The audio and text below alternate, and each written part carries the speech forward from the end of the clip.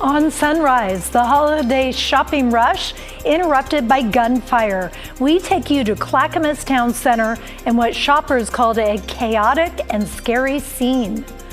Plus, the sex abuse scandal in the St. Helens School District now extends to another school. What we've learned this week. Your news starts now.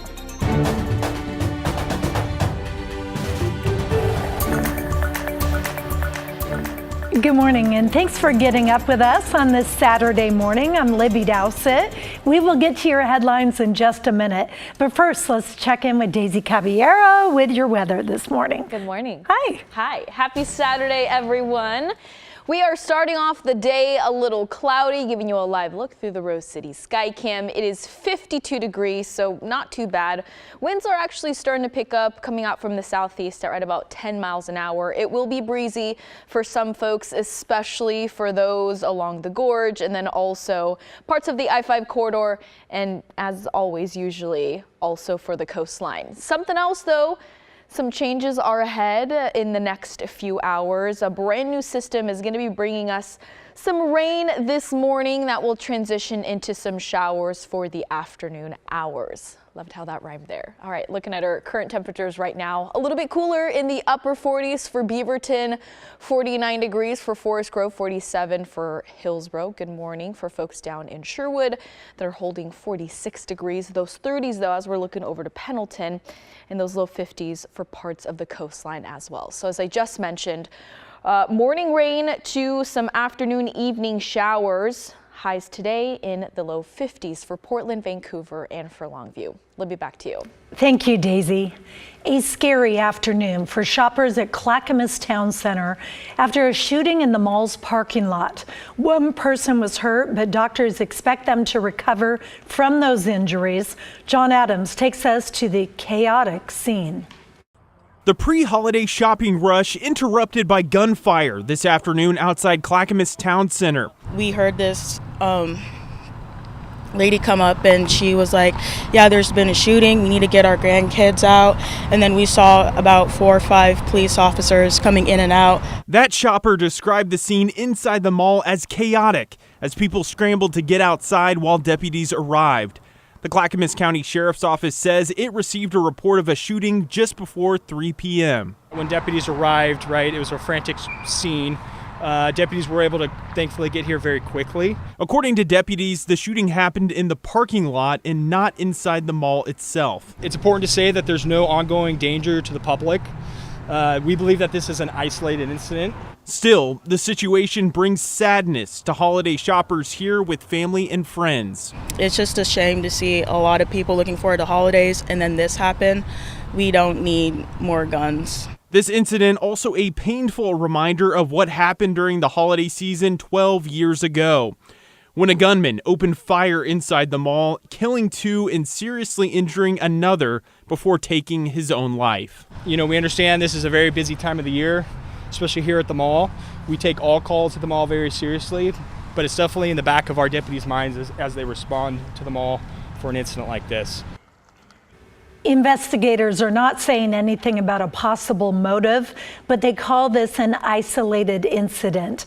Clackamus Town Center remained open for business last night and will be open this weekend. New this morning, Congress averted a government shutdown late last night. Just after midnight Eastern Time, senators approved a funding package to keep government services running through March. It also provides much needed disaster relief for areas hit by Hurricane Helene and Milton, along with aid for the nation's farmers.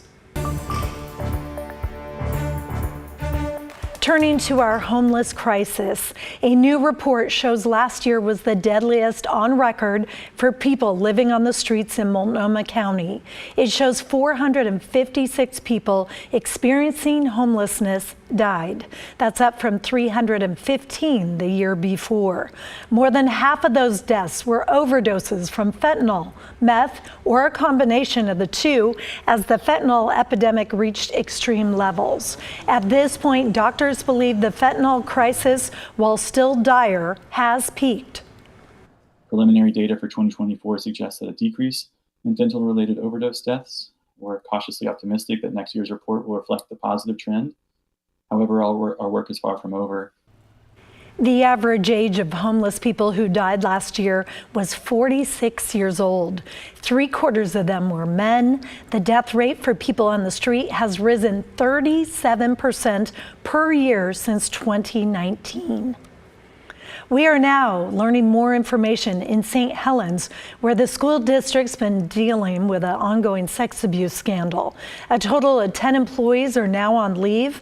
Thomas Schultz has more from district officials and students. Friday marked another turn in the St. Helens School District sex abuse scandal. Problems now stretch to an additional high school, where a criminal investigation is underway against a Plymouth High teacher. It's unclear what the details of the investigation are. Until those investigations are completed, we're in a little bit of a holding pattern at this time. In a Friday update, school officials released the names of 10 staff members on paid administrative leave. Many worked at St. Helens High. It's embarrassing for me to be here and knowing that's my school, what my school is for in my senior year. Staff on leave include educators at a middle and elementary school. KGW is not naming those who have yet to be charged with a crime. Of course, the investigations are ongoing. Those students aren't surprised who is on leave. I'm not very shocked. Half the people that we didn't know were on there, I feel like I kind of already knew were on there, because there's already been some stories about that and stuff that students talk about. Investigations began after former teacher Mark Collins and current educator Eric Stearns were arrested on several charges of sex abuse in November. Former St. Helens High School principal Katie Wagner also faces charges for criminal mistreatment and official misconduct. The scandal led to mass protests from students last month. St. Helens named Charlotte Ellis acting principal at St. Helens High, replacing Wagner. The district also has a new acting superintendent. Already, students have noticed changes among staff. They're being more transparent. The new admins are actually doing their job right. We've seen more communication from the principals, the staff. And some kids are cautiously optimistic. The worst is behind them. Hopefully it's final. I mean, you can never tell who's who. Thomas Schultz, KGW News. The district said it's holding listening sessions with families to restore trust. It's also conducting an internal investigation, which is expected to be completed sometime in late January. She was just brave. She wanted to do right. You know, she was a good person. That is the mom of a Gresham woman who was killed during an early morning argument over loud music. She says this wasn't the first time her daughter had confronted a driver of a car playing loud music. This happened at the Springwater Trail Apartments in Gresham around 2:30 in the morning on December 10th. Police say Susan Henson asked a driver in the parking lot to turn down his loud music. According to court documents, a fight escalated and the suspect, Keon Kellum, shot Henson in the head. Henson died at the hospital a couple days later. Henson's mom is in disbelief over her daughter's death. I feel like he's evil. He needs to be taken off the street. The shooting her was completely senseless. I mean, I can understand arguing or yelling or something like that, but to shoot somebody just because you're told to turn down your music, that's just unbelievable.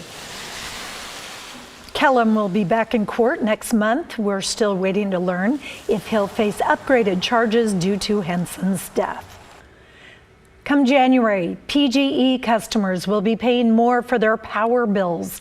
Oregon regulators approved a 5.5% rate hike for residential PGE customers. They also approved a rate hike for Pacific Power customers on Thursday. But in each case, the hike is about half what the utilities actually wanted. Since 2021, residential rates for PGE and Pacific Power customers have increased by 49% and 45%. Another major school district is dealing with a budget shortfall.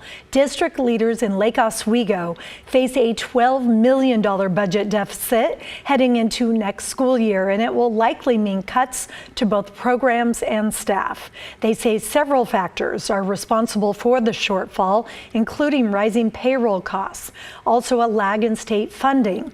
We spoke to a parent with a student at Oak Elementary. We've loved everything about the school. It'll still be a great school, no matter what ultimately happens, but losing teachers or losing staff who are helping with stuff is scary.